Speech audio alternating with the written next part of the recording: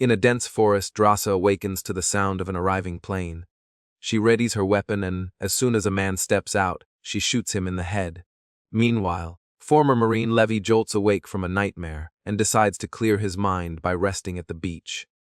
The next morning, he receives a text instructing him to report to the Marine Corps base. There, he meets Agent Bartholomew, who acknowledges his impressive sniper career and lack of personal ties. She offers him a mysterious job. In Lithuania, Drasa visits her mother's grave with her father on the anniversary of her passing. Her father, now terminally ill, reveals that if he isn't dead by February 14th, he will take his own life to reunite with his wife on Valentine's Day. By September, Levy wakes up on a plane from an anesthesia-induced sleep. A soldier confiscates his belongings, tells him they're entering a no-fly zone, and instructs him to parachute to his destination. After landing safely, he treks through difficult terrain until he reaches a massive gorge, where he meets soldier JD. Stationed there for a year, explains their isolated outpost. They reside in the West Tower, a self-sustaining base powered by solar energy, a backup generator, and a vegetable garden.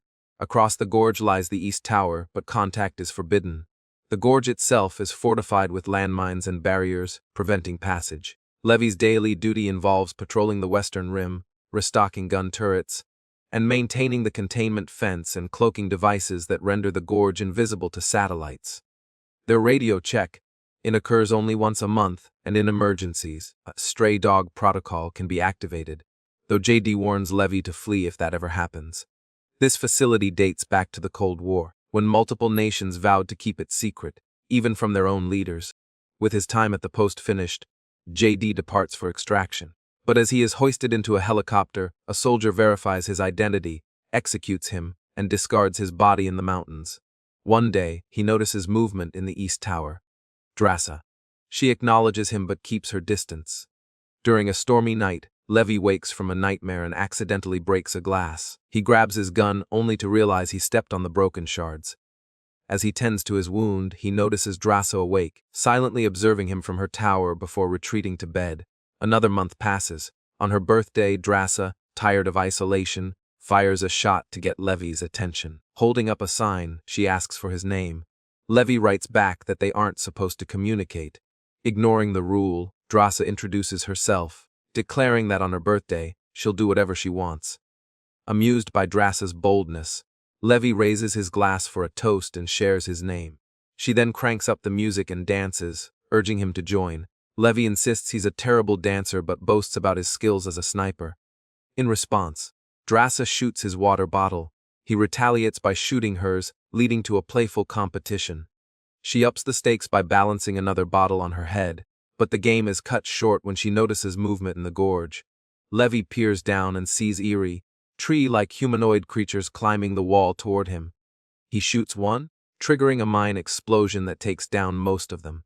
However, a few continue scaling the walls, forcing Levy and Drasa to fight together. They eliminate the threats within minutes, but just as they think it's over, one creature reaches Drasa's balcony. She shoots it multiple times before kicking it off. More creatures start climbing on her side, forcing them into another intense battle. An explosion from a mine sends metal debris flying, injuring Drasa's shoulder. With the creatures now attacking both towers, Levy and Drasa use machine guns and mines to eliminate them all. By morning, Drasa tends to her wounds, calling it the best birthday ever. Meanwhile, Levy repairs the damage and resets the mines when a drone unexpectedly flies out of the gorge. As December arrives, Levy decorates a tree in the forest with lights and leaves a sign for Drasa. From then on, they bond over activities like building snowmen with each other's names, playing chess and using pots as makeshift drums. On February 14th, Levy finds Drasa crying over a family photo. She confesses she's struggling with the day and wishes he could be with her. In response, Levy constructs a device that shoots a rocket across the gorge, attaching a rope to a tree on Drasa's side. Though it sparks a small fire, she quickly puts it out and secures the rope. Levy then gestures for a dinner invitation and begins sliding across. Midway, he gets stuck but manages to pull himself along, finally reaching Drasa's tower. He presents her with flowers, but she teases him about smelling awful after all the effort. Agreeing to freshen up, Levy heads to shower while Drasa swaps his uniform for better clothes left behind by a previous occupant. During dinner, they open up about their experiences as mercenaries and the psychological toll of their work. They share a dance that escalates into an intimate night together. By morning, Levy prepares to return to his tower. As he slides along the rope